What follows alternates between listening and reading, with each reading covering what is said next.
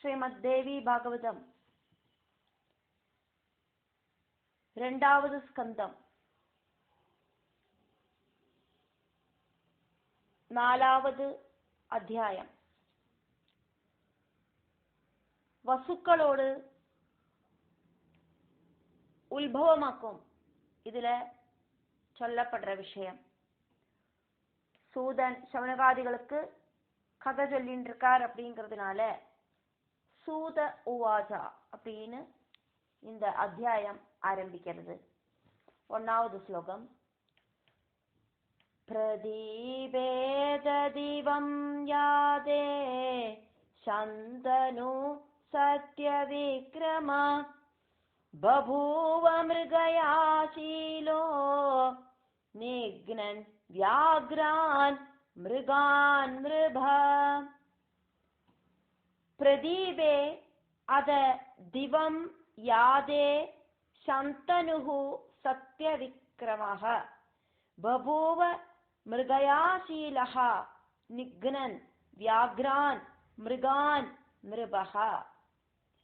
பிரதீபன் ராஜ்யத்தை சந்தனு கிட்ட கொடுத்துட்டு வானப்பிரஸ்தம் போனார் அப்படிங்கிறத பார்த்தோம். வானப்பிரஸ்தம் போன பிரதீபன்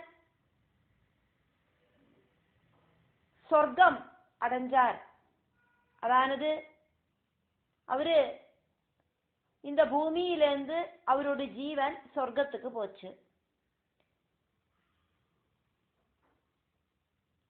அப்படி பிரதீபன் வனத்துக்கு போய் வானப்பிரஸ்தாசிரமம் நிர்வகிச்சு அதுக்கப்புறம்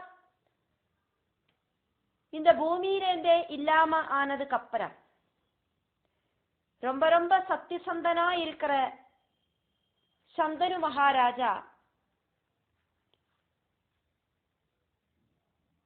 காட்டு மிருகங்களை வேட்டையாடுறதுல ரொம்ப ரொம்ப பிரியம் இருக்கிறவராயிட்டு இருந்தார்.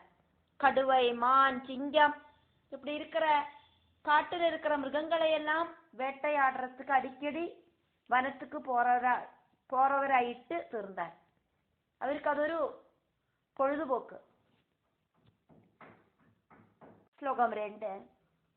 சகதாசித் வனே கோரே கங்கா தீரே சரன் நிருப ததர்ஷ மிருகசாபாட்சீம் சுந்தரீம் சாருபூஷணாம்.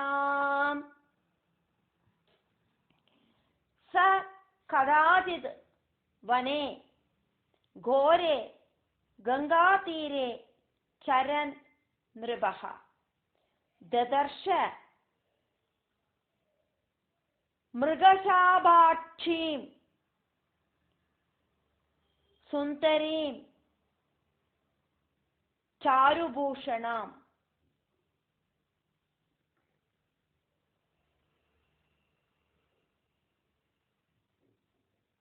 அழகான ஒரு மானோடு கண்கள் இருக்கிற ஒரு அழகிய அந்த ராஜா ஒருக்கா அந்த கங்கா தீரத்துல இருக்கிற அதிகோரமான வனத்துல யாத்திரை பண்றத பார்த்தார். அந்த அழகி அழகா அலங்காரம் பண்ணிட்டும் இருந்தா. அவளோட கண்கள் எல்லாம் பார்க்கறதுக்கு மானோடு கண்கள் மாதிரி இருந்தது. மிருகசாபாட்சீம் அப்படின்னாக்கா மான்மிழியாள் அப்படின்னு அர்த்தம். சாருபூஷணம் அழகான அலங்காரத்தோடு கூடி இருக்கிற சுந்தரீம் அழகிய பார்த்தார். ததர்ஷா. ஸ்லோகம் 3. திருஷ்ட்வா தாம் நிருபதிர்மக்ன பித்ரோக்தேயம் வரானனா ரூபயௌவன சம்பன்னா சாட்சால் லக்ஷ்மீரிவாபரா. திருஷ்ட்வா தாம் நிருபதிஹி நிருபதிஹி நிருபதிஹி மக்னஹ பித்ர உக்தேயம் വരാനന. രൂപ യൗവന സമ്പന്ന സാക്ഷാൽ ലക്ഷ്മീഹി ഇവ അപര. ദൃഷ്ട്വാ താം നൃപതിർമഗ്ന പിത്രോക്തേയം വരാനന. രൂപയൗവന സമ്പന്ന സാക്ഷാൽ ലക്ഷ്മീരിവാപര. അവളെ பார்த்த உடனே ராஜா நினைச்சுண்டார், ஒருவேளை என்னோட அப்பா ஒருக்கா சொன்னாரே, உன்னோட முன்னால வனத்துல ஒரு அழகி வந்து நிப்பாள், அவகிட்ட ஆறு என்ன ஏதுன்னு கேட்காதக்கு அவளை நீ மனைவியா സ്വീകരിക്കണം அப்படின்னு. ஒருவேளை அந்த அழகியாக்குமோ இது அப்படின்னு நினைச்சார். அழகான லக்ஷ்மி தேவிய மாதிரி இருக்கிற இந்த அழகி ஒருவேளை அப்பா சொன்ன அழகியாக்குமோ அப்படின்னு நினைச்சார். ஸ்லோகம் 4. பிபன் முகாம்புஜம் தஸ்ய ந திருப்தி மகன் ரிபா ஹ்ருஷ்டரோமா பவத் தத்ர வியாப்த சித்த இவானக. பிபன் முக அம்புஜம் முகாம்புஜம் தஸ்ய ந திருப்திம் அகமன் நிருபஹ ஹ்ருஷ்டரோம அபவத் தத்ர வியாப்த சித்த இவ அனக. அவளோட முகம் தாமரை மாதிரி இருக்கு. தாமரை மாதிரி இருக்கிற அவளோட முகத்தை கண்களால அப்படியே குடிச்சார். அதாக்கும் இங்க பிபன் முகாம்புஜம். அப்படி கண்களால அந்த முகத்தை எவ்வளோ நேரம் பார்த்துட்டும் ராஜாவுக்கு திருப்தி வரலை. ந திருப்திம், திருப்திங்கிறது உண்டாகலை. மனசு ரொம்பி, அது சந்தோஷம் மனசுக்குள்ள ரொம்பிட்டு அவகிட்ட இருக்கிற அந்த பாசம் ஸ்நேகம் அப்படிங்கிறது புல்லரிப்பாயிட்டு பிரகடனப்பட்டது, பிரத்யட்சமாச்சு. ஹ்ருஷ்டரோம அபவது, அது ஒரு ரோமாஞ்சமாயி தீர்ந்தது. ശരീരത്തിൽ இருக்கிற മുടികളെല്ലാം இப்படி எழுந்து நின்னது. ശ്ലോകം 5. മഹാഭിഷം സാഭിമത്വാ പ്രേമയുക്താ ബഭൂവഃ കിഞ്ചിന്മന്ദസ്മിതം കൃത്വാ തസ്താവഗ്രേ നൃപസ്യ ജാ. മഹാഭിഷം സാ അഭി മത്വാ പ്രേമയുക്താ ബഭൂവഃ കിഞ്ചിത് മന്ദസ്മിതം കൃത്വാ തസ്തൗ അഗ്രേ നൃപസ്യ ച. மகாபிஷக் ராஜாவாக்கும் இது அப்படின்னு நினைச்சிட்டு அந்த அழகிக்கும் இவர்கிட்ட ஒரு பிரேமம் உண்டாச்சு. சா அப்படிங்கன்னா அவள், அந்த அழகிக்கும் சா அபி அந்த அழகிக்கு கூடியும் ஒரு பிரேமம் இந்த ராஜா கிட்ட உண்டாச்சு. எதனாலேயாக்கும் அந்த பிரேமம் உண்டாச்சு அப்படின்னாக்கா, போன ஜென்மத்துல இருந்த மகாபிஷக்காக்கும் இது அப்படின்னு நினைச்சிட்டு.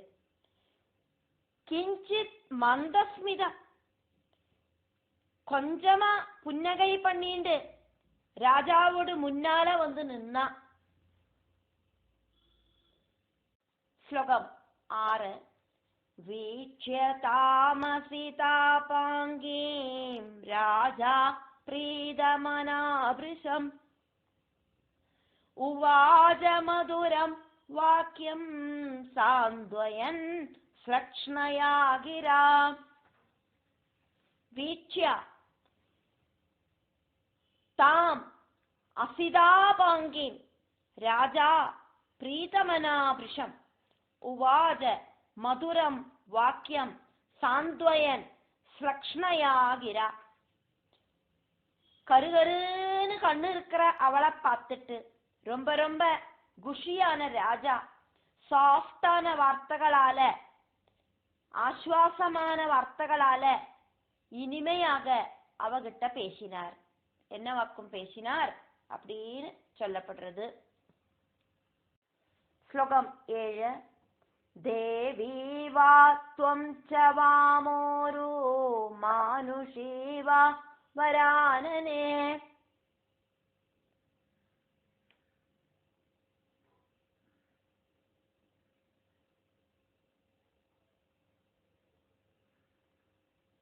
गन्धर्वी वादयक्षी वा नागकन्याप्सरापि वा देवी वा त्वं च वा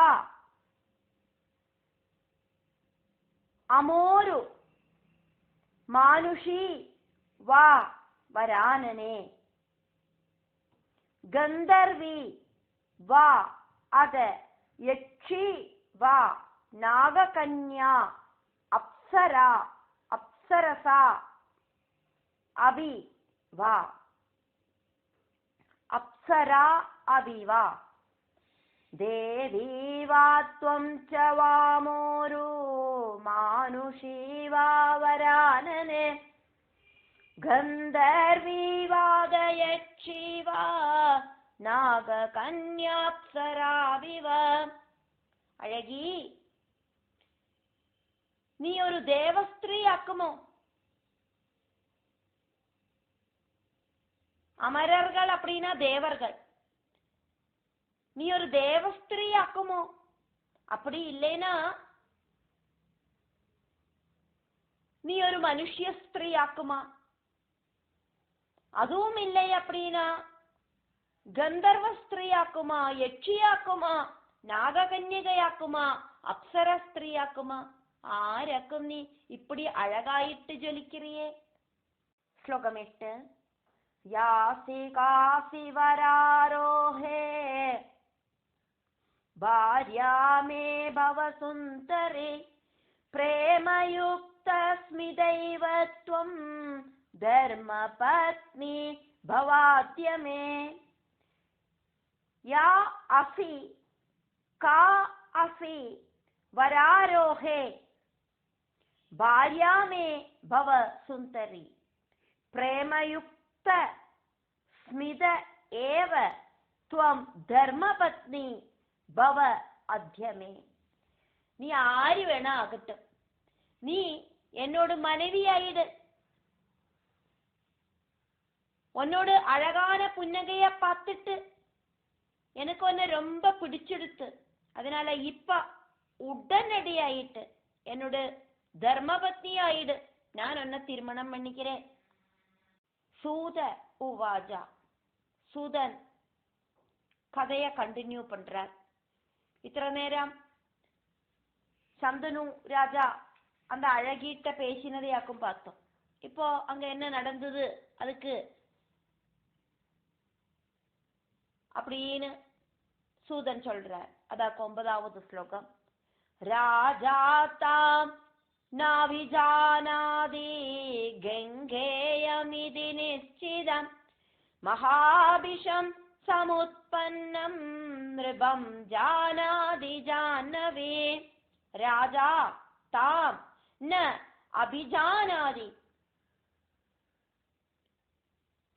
கங்கேயம் இதி நிச்சிதம் மகாபிஷம் சமுத்பன்னம் நிருபம் ஜானாதி ஜாஹ்னவி. நான் கங்காதேவி ஆக்கும் அப்படின்னு சந்தனு மகாராஜாவுக்கு தெரியலை போல. அதனால கங்காதேவி ஆக்கும் அது அப்படின்னு சந்தனு மகாராஜாவுக்கு புரியலை. ஆனா பிரதீப புத்திரனாயிட்டு பிறந்த மகாபிஷக்காக்கும் அது அப்படின்னு கங்காதேவிக்கு புரிஞ்செடுத்து. பூர்வ ஜென்மத்துல மகாபிஷக்குக்கும் கங்காதேவிக்கும் ஆக்குமே சாபங்கள் கிடைச்சது.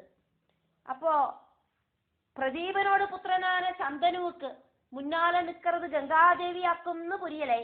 ஆனா கங்காதேவி தேவஸ்திரீ ஆனதுனால கங்காதேவிக்கு தன்னோட முன்னால இருக்கிறது பூர்வ ஜென்மத்துல மகாபிஷக்காயிட்டு இருந்தவராக்கும் அப்படிங்கிறது புரிஞ்செடுத்து அப்படின்னு சூதன் இங்க சொல்றார். ശൗനകാദികൾക്ക്. ശ്ലോകം 10.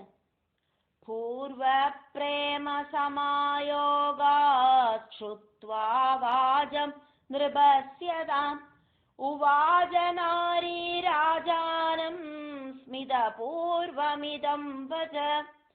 പൂർവ പ്രേമ സമായോഗ, പൂർവ പ്രേമ സമായോഗാത് ശ്രുത്വാ വാചം നൃപസ്യ താം ഉവാച നാരീ രാജാനം സ്മിതപൂർവം ഇദം വചഃ. പൂർവജന്മത്തിലെ ഇവാളുക്കുള്ള ഒരു പ്രേമബന്ധം ഇരുന്നതിനാല് രാജാവ് ചൊന്നത് കേട്ടോണ് എന്നെ തിരുമണം പണിക്കറിയാ, இப்பவே என்னோட தர்மபத்தி ஆயிடு அப்படின்னு எல்லாம் சொன்னதை கேட்டோன்னு அந்த கங்காதேவி அழகா புன்னகை பண்ணிட்டு ராஜா கிட்ட இப்படி சொன்னா அப்படின்னு சூதன் சௌனகாதிகளுக்கு சொல்ற. அடுத்தது கங்காதேவி ராஜா கிட்ட சொல்ற விஷயமாக்குமே. அதனால இங்க ஸ்திரீ உவாஜா, இங்க ஸ்திரீ அப்படிங்கிறது கங்காதேவி ஆக்கும். அந்த பெண்மணி கங்காதேவிட்ட சொன்னா. ஸ்லோகம் 11. ஜானாமி த்வம் நிருபஸ்ரேஷ்டா பிரதீபதனயம் சுபம் கானவாஞ்சதி சார்வாங்கி பாவித்வா சத்ருஷம் பதிம். ஜானாமி த்வம் நிருபஸ்ரேஷ்டா, எனக்கு தெரியும் ராஜாவே, என்ன தெரியும்? பிரதீபதனயம் சுபம், நீங்கள் பிரதீபரோடு புத்திரனாக்கும் அப்படிங்கிற விஷயம். கா ந வாஞ்சதி சார்வாங்கி பாவித்வாத் சதிருஷம் பதி. ராஜசிரேஷ்டனான பிரதீப ராஜாவோடு புத்திரனாக்கும் நீங்கள் அப்படின்னு எனக்கு புரிஞ்செடுத்து அழகாயிருக்கிற ஆரிக்காக்கும் தனக்கு துல்லியனான ஒருத்தர் பர்த்தாவாயிட்டு வரது ஆசையில்லாம இருக்கும். நீங்கள் ரொம்ப ரொம்ப அழகு, பிரதீப ராஜாவோடு புத்திரனாக்கும் நீங்கள் அப்படி இருக்கிற ராஜகுமாரனை கல்யாணம் பண்ணிக்கிறதுக்கு எனக்கு என்ன கசக்குமா அப்படின்னு கேட்கிறா. ஸ்லோகம் 12. வாபந்தேன நிருபஸ்ரேஷ்டா கரிஷ்யாமி பதிம் கில ஸ்ருணு மே சமயம் ராஜன் வ்ருணோமி த்வாம் நிருபோத்தமா. வாக்பந்தேன நிருபஸ்ரேஷ்டா கரிஷ்யாமி பதிம் கில ஸ்ருணு மே சமயம் ராஜன் வ்ருணோமி த்வாம் நிருபோத்தமா. கல்யாணம் பண்ணிக்கோன்னு நீங்கள் சொன்னால் உங்களை கல்யாணம் பண்ணிக்கிறதுக்கு எனக்கு சந்தோஷம் தான். அழகான ராஜகுமாரனாயிருக்கிற உங்களை திருமணம் பண்ணிக்கிறதுல எனக்கு ஆட்சேபனையொன்னும் இல்லை. ராஜாவே, ஒரு டிமாண்ட் உண்டு. எனக்கொரு சத்தியம் பண்ணி கொடுக்கணும். அப்படி ஒரு சத்தியம் பண்ணி கொடுத்தா மட்டும்தான் உங்களை நான் கணவராயிட்டு சீகரிப்பேன். என்னோடு அந்த சத்தியம் என்னவாக்கும் அப்படின்னு கேட்டுக்கோங்க. அதுக்கப்புறம் நீங்கள் ஓகே சொல்லி எனக்கு அந்த சத்தியத்தை நிறைவேற்றி கொடுத்தானாக்கா நான் உங்களை திருமணம் பண்ணிக்கிறேன். ஸ்லோகம் 13. யச்ச குர்யாமஹம் காரியம் சுபம் வா யதி வா சுபம் ந நிஷேத்யா த்வயா ராஜன் ந வக்தவ்யம் ததா பிரியம். யது ச குர்யாம் அஹம் காரியம் சுபம் வா யதி வா அசுபம் ந நிஷேத்யா த்வயா ராஜன் ந வக்தவ்யம் ததா அப்ரியம். சுபமானாலும் அசுபமானாலும் நான் என்ன செஞ்சானாலும் நீங்கள் எந்த கேள்வியும் என்கிட்ட கேட்கப்படாது. நான் என்ன சொன்னாலும் ஓகே சொல்லணும். நான் செய்ய மாட்டேன் அப்படின்னு நீங்கள் சொல்லப்படாது. அதே மாதிரி எனக்கு பிரியமில்லாத ஒரு விஷயமும் நீங்கள் சொல்லவும் கூடாது. நான் செய்யற விஷயங்கள் உங்களுக்கு பிடிச்சாலும் சரி பிடிக்கலைனாலும் சரி நீங்கள் வாயை திறக்கப்படாது. ஸ்லோகம் 14. யதாஜத்வம் நிருபஸ்ரேஷ்டா ந கரிஷ்யசி மே வஜா ததா முக்த்வா கமிஷ்யாமி ஸ்வேஷ்ட தேசம் ச மாரிஷா. யதா ச த்வம் நிருபஸ்ரேஷ்டா ந கரிஷ்யசி மே வஜஹ ததா முக்த்வா கமிஷ்யாமி ஸ்வேஷ்ட தேசம் ச மாரிஷா. என்னோட வாக்க நீங்கள் எப்பவாவது அனுசரிக்கலை அப்படின்னா அந்த நொடியில நான் உங்களை விட்டுட்டு எனக்கு விருப்பம் இருக்கிற இடத்துக்கு ஸ்வ இஷ்ட தேசம் எனக்கு இஷ்டம் இருக்கிற தேசத்துக்கு நான் போயிடுவேன். அதாக்கு நீங்க ஸ்வேஷ்ட தேசம். எனக்கு இஷ்டமான இடத்துக்கு நான் ஓடி போயிடுவேன். அதாக்கு நீங்க ஸ்வ இஷ்ட தேசம். அதாக்கு நீங்க ஸ்வேஷ்ட தேசம். நான் என்ன சொன்னாலும் நீங்கள் ஓகே சொல்லணும். பூமாடு மாதிரி மண்டை ஆட்டிகிட்டே இருக்கணும். எதிர்த்து ஒன்னும் பேசப்படாது. அப்படி எதிர்த்து பேசினா உங்களை விட்டுட்டு நான் அந்த நொடியே போயிடுவேன். ஸ்லோகம் 15. ஸ்மிருத்வா ஜன்ம வசூனாம் சா பிரார்த்தனா பூர்வகம் ஹிருதி மகாபிஷஸ்ய பிரேமாதா விஜிந்த்யைவ ஜாஹ்னவி. எனக்கு தோந்தினபடி நான் ஜீவிப்பேன்னாக்குமே அந்த அழகி சொன்னா சந்தனு ராஜா கிட்ட. ஸ்மிருத்வா ஜென்ம வசூனாம் சா பிரார்த்தனா பூர்வகம் ஹிருதி மகாபிஷக் அஸ்ய பிரேம அத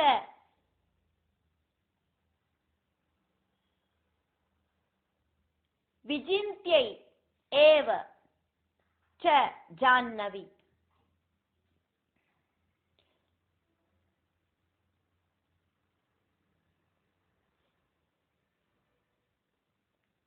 கங்காதேவியில அஷ்டவசுக்கள் பிறக்கணும் அப்படின்னு அஷ்டவசுக்கள் பிரார்த்திச்சத மனசுல நினைச்சிட்டும் மகாபிஷக்கோடு அந்த அன்ப நினைச்சு பார்த்துட்டோம். பூர்வ ஜென்மத்தில மகாபிஷக்கு கங்காதேவிய ரொம்ப ரொம்ப பிரேமத்தோடு கூடி பார்த்ததுனாலேயாக்கும் அவருக்கு மனுஷனாயிட்டு பிறக்கிறதுக்கான சாபம் கிடைச்சது. இப்படி ரெண்டு விஷயத்தாலேயாக்கும் இந்த கங்காதேவி இப்படி அந்த மகாபிஷக்கு கிட்ட சொன்னா. கங்காதேவி சொன்னதுக்கு ராஜா என்ன பதில் சொன்னார் அப்படின்னாக்கா 16வது ஸ்லோகம். ததேத்யுக்தாதசா தேவி சகார நிருபதிம் பதிம் ஏவம் மிருதா நிருபேணாத கங்கா மானுஷரூபிணி.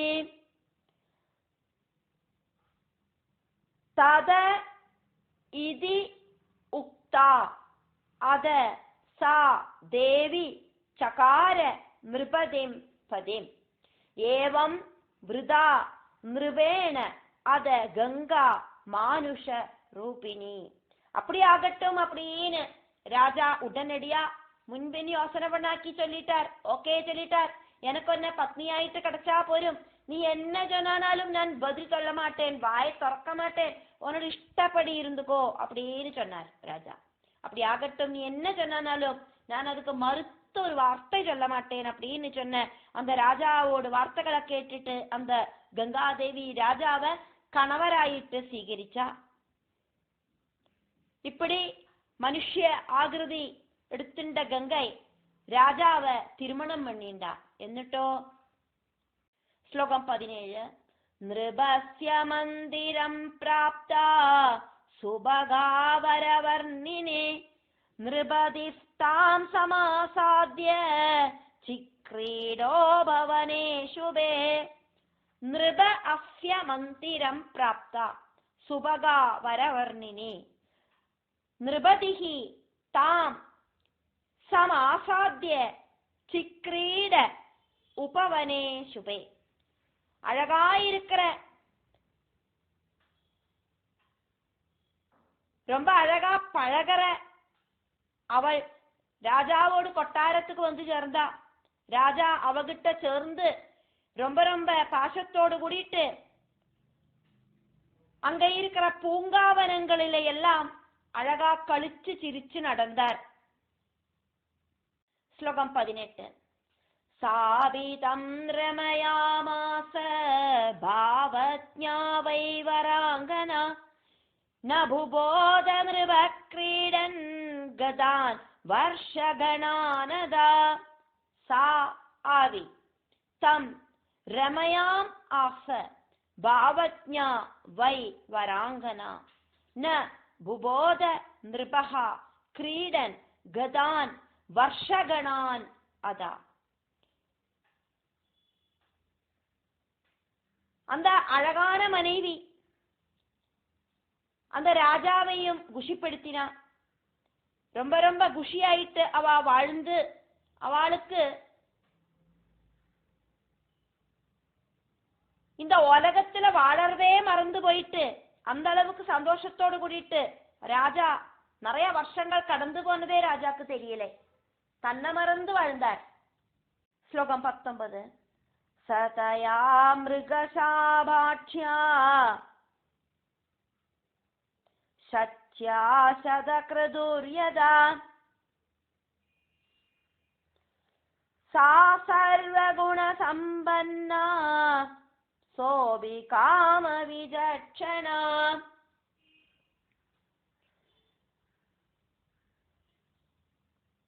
தேவேந்திரன் சஜி தேவியோடு கூடிட்டு எப்படி சுகமா சொர்க்கலோகத்துல வாழறாரோ அதே மாதிரி சர்வ குணங்களும் இருக்கிற சஜிதேவிய மாதிரியே எல்லா குணங்களும் இருக்கிற தன்னோடு மனைவி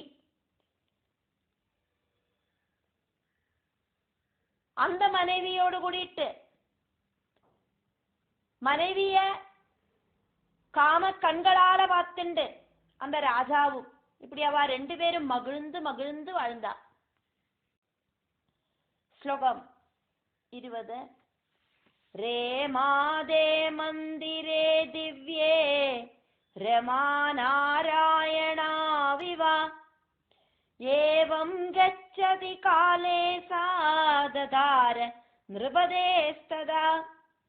ரே மாதே மந்திரே திவ்யே ரமா நாராயணௌ இவா ஏவம் கச்சதி காலே சாததார நிருபதேஹே ததா.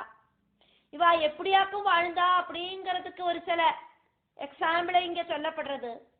தேவலோகத்துல இந்திரனும் சஜிதேவியுமாயிட்டு, சஜிதேவி அப்படிங்கிறது தேவேந்திரனோடு மனைவியாக்குமே. அப்ப இந்திரனும் சஜிதேவியும் எப்படியாக்குமோ அங்க தேவலோகத்துல வாழறா அதே மாதிரி இவா வாழ்ந்தா அப்படின்னு இதுக்கு முன்னால ஸ்லோகத்துல சொல்லிட்டு இந்த ஸ்லோகத்துல திவ்யமான ராஜமந்திரத்துல இவா ரெண்டு பேரும் லக்ஷ்மி தேவியும் விஷ்ணுவும் மாதிரி வாழ்ந்தா. இப்படி கொஞ்ச காலம் கழிஞ்சோன்னு அவள் ராஜா கிட்டேந்து